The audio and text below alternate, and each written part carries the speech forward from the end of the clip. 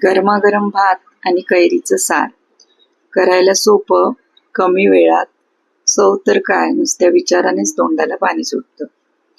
त्यासाठी रायवळ कैरी घेतली, तिची साल काढते, त्याच्या अशा फोडी करून घेते. काही फोडी जरा जास्तच बारीक करून घ्यायच्या आणि त्या बाजूला ठेवायच्या. तर ह्या फोडी कुकरच्या भांड्यात पाणी घालून 2 शिट्ट्या करून शिजवून घ्यायच्या. तोपर्यंत हे शिजेपर्यंत एक ग्रेव्ही बनवून घेते.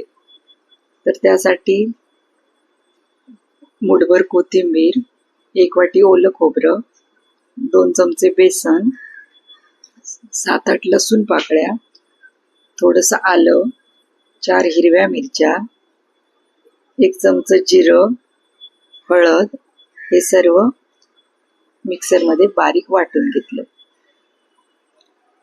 आता आंब्याच्या फोडी शिजून तयार आहेत. आता फोडणी करून घेते. त्यासाठी तेल गरम झालं की त्यामध्ये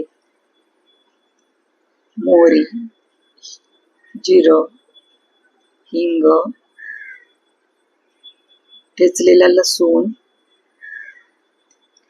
कढीपत्ता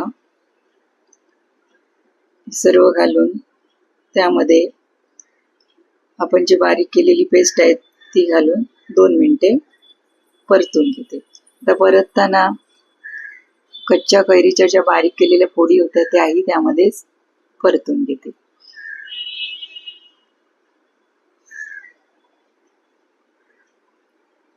आता शिजवलेली कैरी आणि पाणी सुद्धा त्यामध्ये घातलंय.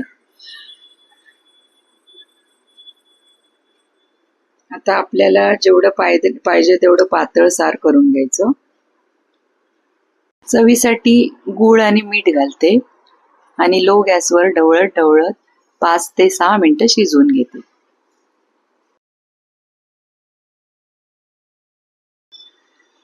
आता कोथिंबीर घालून तयार आहे आपलं हे आंब्याचं सार.